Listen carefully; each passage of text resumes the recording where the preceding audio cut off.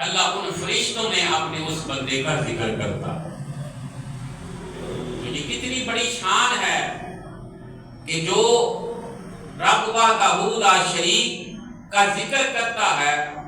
میرے محبوب کریم علیہ السلام فرماتے ہیں وہ اللہ کا ذکر کرتا ہے، اللہ کو یاد کرتا ہے تو اللہ تعالیٰ اس سے بہتر مجلس میں اپنے اس بندے کا ذکر کرتا ہے، اور وہ بہتر مجلس اللہ کے نوری فرشتوں کی مجلس ہوتی ہے جس میں بیٹھ کر اللہ اس بندے کا ذکر کرتا ہے۔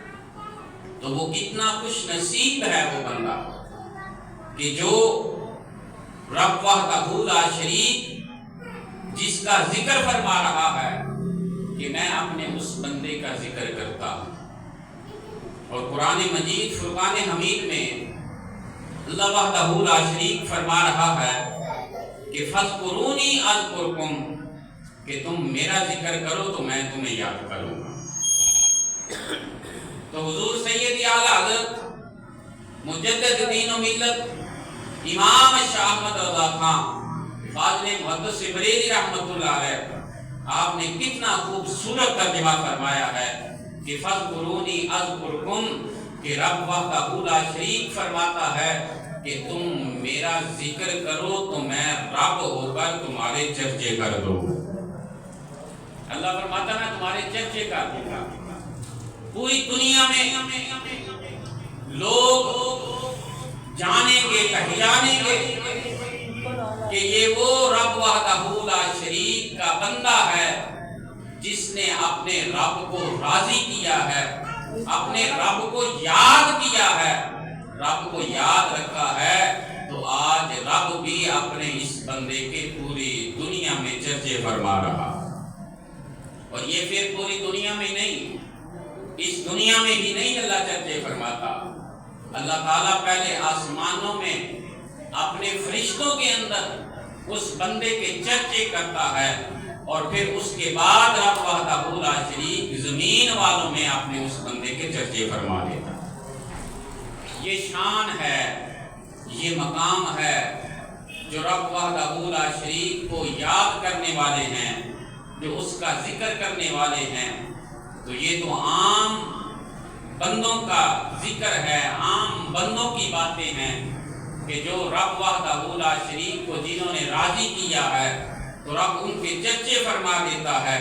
تو جو حضور غوث پاک رضی اللہ تعالیٰ عنہ جن کی شان اور مقام یہ ہے کہ جن کے تلوے سے، جن کے قدم مبارک کے بغیر کوئی بندہ ولی نہیں بن سکتا، تو اللہ نے اس حضور غوث پاک کو کتنی شان اور مقام عطا فرمایا۔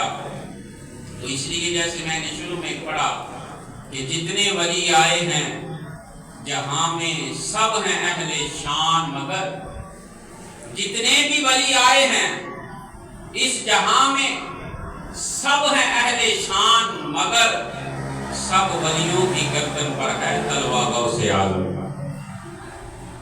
یہ شان ہے، یہ مقام ہے۔ حضور غوث پاک رضی اللہ تعالیٰ عنہ کی کوئی ولی اتنی دیر تک ولی نہیں بنتا جب تک حضور غوث پاک رضی اللہ تعالیٰ عنہ آپ کا قدم مبارک ہے اس کے کندھوں پر رہا۔ یہ شان ہے میرے محبوب کریم علیہ السلام کے غلاموں کی، یہ شان ہے اللہ کے ولیوں کی، یہ شان ہے۔ اللہ نے ان کو یہ مقام، یہ شان، یہ فضیلتیں عطا فرمائی ہیں۔ اور حضور شہنشاہ بغداد رضی اللہ تعالیٰ عنہ آپ کا ذکر خیر ہم کرتے ہیں، سنتے ہیں، اور اب اس وقت میں ہمیں ان کی سیرت طیبہ پر چلنے کی ضرورت ہے، جو انہوں نے ہمیں درس دیے ہیں، جو ہمیں پیغام دیا ہے، اب ان پر چلنے کی ضرورت ہے۔ سب سے بڑی بات جس سے منع کیا گیا ہے وہ جھوٹ کی لعنت ہے، کہ جس سے بچنے کا حکم دیا گیا ہے کہ ایک بندے کی زبان ایسی ہے کہ جو الفاظ کو ہیر پھیر کے ساتھ واقعے کے مطابق بات کو نہ بتائے، جو واقعے کے مطابق ہوتی ہے وہ تو سچی بات ہوتی ہے، جو واقعے کے مطابق نہیں ہوتی وہ جھوٹی بات ہوتی ہے۔ اس سے قرآن نے، حدیث نے، اسلام نے، شریعت نے اس بات سے منع کیا گیا ہے کہ ہم جھوٹ نہ بولیں۔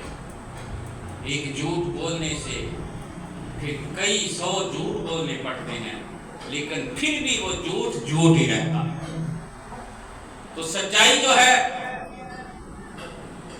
سچائی کنارے لگا دیتی ہے، پار لگا دیتی ہے۔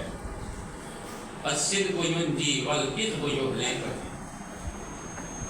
جو سچائی ہے وہ بندے کو نجات دلاتی ہے، اور جو جھوٹ ہے وہ بندے کو ہلاک کر دیتا ہے۔ اور یہ اب آگے اپنے بندے کی مرضی ہے کہ اس نے کون سا راستہ اختیار کرنا ہے، سچائی والا راستہ اختیار کرنا ہے یا ہلاکت والا راستہ اختیار کرنا ہے۔ وہ ہلاکت والا راستہ جھوٹ کا راستہ ہے، جس سے منع کیا گیا ہے۔ قرآن نے، اسلام نے، شریعت نے منع کیا گیا ہے کہ جھوٹ نہ بولیں۔ آج ہم بات بات پہ جھوٹ بولتے ہیں۔ ہم میں سے کوئی بھی ایسا نہیں کہ جو اس بات سے، اس جھوٹ سے بچا ہو۔ اور کوئی جھوٹ بولے نہ بولے، جب موبائل پہ کال کے ذریعے سے بتایا جاتا ہے، بندہ گھر میں بیٹھا ہو تو وہ گھر میں بیٹھ کر کہتا ہے میں تو فلاں مقام پر ہوں، میں تو لاہور گیا ہوں، میں تو فیصل آباد گیا ہوا ہوں، میں تو کسی جگہ پر گیا ہوا ہوں۔ تو یہ کسی نہ کسی صورت کے اندر ہم سب میں سے کوئی بھی محفوظ نہیں ہے کہ جو جھوٹ سے محفوظ ہو۔ یہ اسلام نے، اللہ کے قرآن نے اس بات سے منع کیا گیا ہے کہ جھوٹ نہ بولیں۔ جھوٹ ہلاک کر دیتا ہے، اور جو سچ ہے وہ بندے کو نجات عطا فرماتا ہے۔ یہ سچائی کی شان ہے، سچائی کی فضیلت ہے۔ جھوٹ ہلاک کر دیتا ہے، سچائی کنارے لگا دیتی ہے، سچائی بندے کو پار لگا دیتی ہے، سچائی بندے کو بچا لیتی ہے، جبکہ جھوٹ جو ہے وہ بندے کو ہلاک کر دیتا ہے۔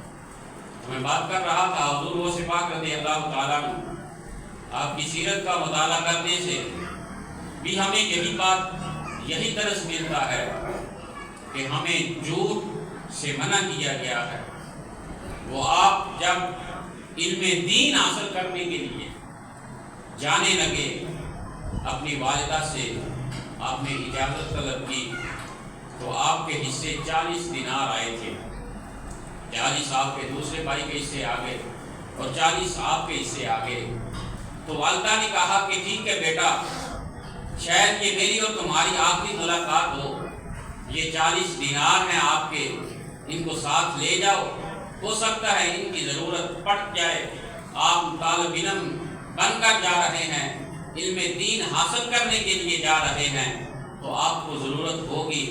تو آپ کی والدہ نے وہ آپ کے واسکٹ کے اندر ان کو سی دیا، سلائی کر دیا، اور ایک قافلہ جو جا رہا تھا اس کے ساتھ آپ کو روانہ کر دیا۔ تو راستے کے اندر جاتے ہوئے ایک جنگل آیا، تو جنگل میں وہاں پر چور رہتے تھے جو آنے جانے والے قافلوں کو لوٹا کرتے تھے۔ تو حضور شہنشاہ بغداد رضی اللہ تعالیٰ عنہ بھی آپ کے ساتھ تھے۔ وہ چور جب انہوں نے اس قافلے پر حملہ کیا، ان کو لوٹنا شروع کیا، تو ایک چور تقریباً کتاب کے اندر آتا ہے 40 کی تعداد تھی ان چوروں کی، اور حضور شہنشاہ بغداد رضی اللہ تعالیٰ عنہ آپ کے پاس ایک چور آیا اور اس تلاشی لیتا، تو جب آپ کے پاس آیا تو آپ کو کہنے لگا کہ بیٹے تمہارے پاس بھی کوئی چیز ہے؟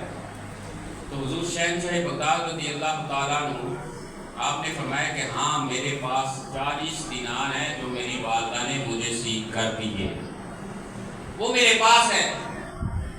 تو حضور شہنشاہ بغداد رضی اللہ تعالیٰ عنہ جب آپ نے اس چور کو یہ کہا، اس نے کہا کہ 40 دینار ہیں تو ہماری بھی تعداد 40 ہے، چلے یہ ایک ہم سب کو آ جائے گا۔ تو اس نے کہا کہ چلو میں تمہیں اپنے سردار کے پاس لے کر چلتا۔ وہ حضور شہنشاہ بغداد رضی اللہ تعالیٰ عنہ آپ کو لے کر وہ اپنے سردار کے پاس لے آیا، تو ادھر चोरों का सरदार है, इधर गौसों का सरदार है। कैसी शान है कि एक तरफ चोरों का सरदार मौजूद है और दूसरी तरफ गौसों का सरदार मौजूद है। हुजूर शहंशाह बगदाद रज़ी अल्लाह ताला जब आमना सामना हुआ तो आपसे वो कहने लगा कि बेटे ये पता चला है कि तुम्हारे पास कुछ दिनार हैं। आपने फरमाया कि हाँ मेरे पास 40 दिनार हैं। मैंने पूछा कि वो किधर है? आपने कहा कि ये मेरी कमीज के अंदर, वास्कट के अंदर मेरी वालदा ने मुझे सी कर दिए हैं और ये मेरे पास मौजूद हैं। तो उसने कहा कि बेटे ये देखें वालिदैन अपने बच्चों की कैसी तरबियत करते हैं। ये अगर आज बेटा, बच्चा, बच्ची बेरहमी का शिकार है तो उसमें सिर्फ बेटे या बेटी का ही कसूर नहीं है, उसमें वालिदैन का भी कुछ कसूर है कि वालिदैन जब वो उम्र थी उनको समझाने की, उनको बताने की, वो उम्र को हमने उनको बताया नहीं, सिखाया नहीं कि किस तरीके के साथ तुमने जिंदगी बसर करनी है। तो हुजूर शहंशाह बगदाद रज़ी अल्लाह ताला अन्हु आपकी वालिदा ने नसीहत की कि बेटा तुम्हें मैं एक नसीहत करती हूँ कि सारी जिंदगी कभी झूठ नहीं बोलना, सारी जिंदगी कभी झूठ नहीं बोलना। आज हमारे बच्चे हैं, स्कूल में जाते हैं, कॉलेज में जाते हैं, जब छोटी उम्र होती है तो वो किसी का पेन चुरा लेते हैं, किसी की पेंसिल चुरा लेते हैं, तो हम उनसे पूछते नहीं हैं। हम कहते हैं चले खैर है, इसकी कोई चीज़ लेकर ही आया है ना।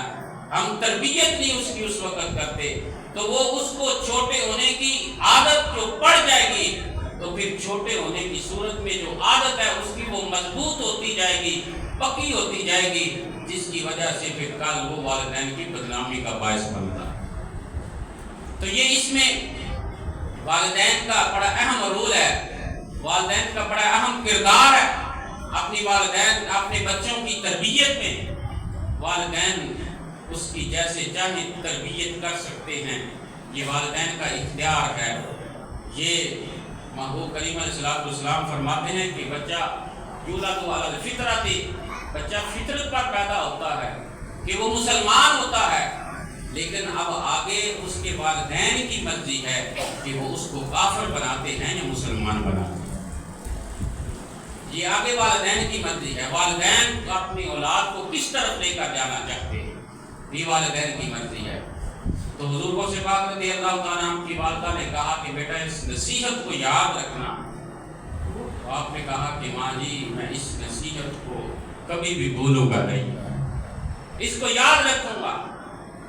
तो जब वो कहा उसने सरदार ने कि बेटा तुम बच सकते थे, कह देते कि मेरे पास कुछ नहीं है, तो अभी तुम्हारी उम्र भी 10-12 साल के तकरीबन है, तो तुम बच सकते थे, तुम्हारे ये दिनार बच सकते थे।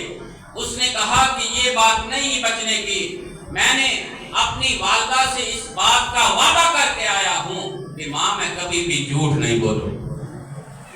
मेरी वालिदा ने मेरी तरबियत ऐसी की है, मेरी माँ ने मुझे ये सिखलाया है, ये बताया है कि बेटे अल्लाह का कुरान और मुस्तफ़ा करीम अलैहिस्सलाम का फरमान, हमारी शरीयत जो है वो इस बात की हरगिज़ इजाज़त नहीं देती कि हम झूठ बोलें। और मेरी इस नसीहत को याद रखना, कभी भी किसी मकाम, कोई भी मकाम आ जाए तो झूठ ना बोलना। तो हुजूर गौसे पाक रज़ी अल्लाह ताला अन्हु आपने फरमाया कि मेरी वालिदा की ये नसीहत थी, तो जिस वजह से मैंने झूठ नहीं बोला, तो आप जो दिल से बात निकलती है वो असर रखती है। जो हुजूर गौसे पाक रज़ी अल्लाह ताला अन्हु आपने इस अंदाज के साथ, फिर थे भी गौसे आजम रज़ी अल्लाह ताला अन्हु, थे भी शान वाले, थे भी अज़मत वाले, मुकाम वाले, तो आपने इस अंदाज के साथ उनको तबलीग फरमाई, इस अंदाज के साथ बताया। वो रोने लग पड़े और वो सरदार कहने लगा कि हाय हम गफलत में पड़े रहे हैं, मैं आपके हाथ पे तौबा करता हूँ और इस बात का अहद करता हूँ कि आइंदा के बाद कभी भी चोरी नहीं करूँगा, मैं पक्का सच्चा मुसलमान बन जाऊँ। और फिर जो उसने तौबा की, हुजूर غوث پاک رضی اللہ تعالیٰ عنہ کے ہاتھ پر اس نے توبہ کی، گناہوں سے معافی مانگی، تو جو اس کے ماننے والے باقی بھی چور جو تھے، اس نے کہا کہ اگر تو چوری میں ہمارا سردار تھا تو آج تو توبہ کرنے میں بھی ہمارا سردار ہے، تیرے پیچھے ہم بھی سب توبہ کر کے اللہ کی بارگاہ میں سچی معافی مانگتے ہیں۔ یہ والدین کی تربیت کا اثر تھا۔ یہ حضور غوث پاک رضی اللہ تعالیٰ عنہ آپ کی شان تھی، آپ کا مقام تھا، آپ کا مرتبہ تھا، جو رب وحدہ لا شریک نے آپ کو عطا فرمایا تھا۔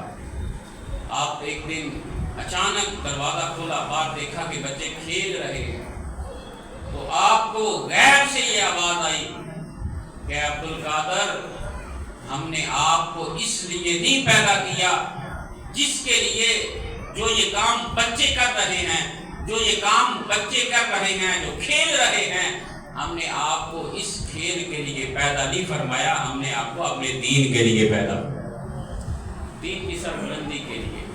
اسی لیے آپ کا لقب محی الدین ہے، دین کو زندہ فرمانے والا ہے۔ یہ لقب بھی آپ کو ایسے ہی مل گیا۔ تفسیر کے اندر آتا ہے، آپ تشریف لے جا رہے تھے، جمعے کا دن تھا، تو ایک راستے میں بڑا بزرگ آدمی جو کمزور تھا وہ ملا، کہ اس نے کہا کہ بیٹے مجھے سہارا دو، سہارا دیا، اٹھایا، تو حضور غوث پاک رضی اللہ تعالیٰ کے سہارے کی وجہ سے وہ اٹھا اور چلنے لگا۔ تو اس نے کہا کہ بیٹا، آپ نے پوچھا کہ آپ کون ہیں؟ اس نے کہا کہ بیٹا میں تیرے نانا کا دین ہوں جو کمزور ہو چکا تھا، تو آج تو نے مجھے سہارا دے کر دوبارہ اٹھا دیا ہے، اور آج کے بعد تیرا لقب محی الدین ہوگا، دین کو زندہ کرنے والا۔ اللہ تعالیٰ ہمیں حضور غوث پاک رضی اللہ تعالیٰ عنہ آپ کی سیرت کو سمجھ کر اس پر عمل پیرا ہونے کی اللہ توفیق عطا فرمائے، اللہ عمل کی توفیق عطا فرمائے۔ وآخر دعوانا ان الحمد للہ۔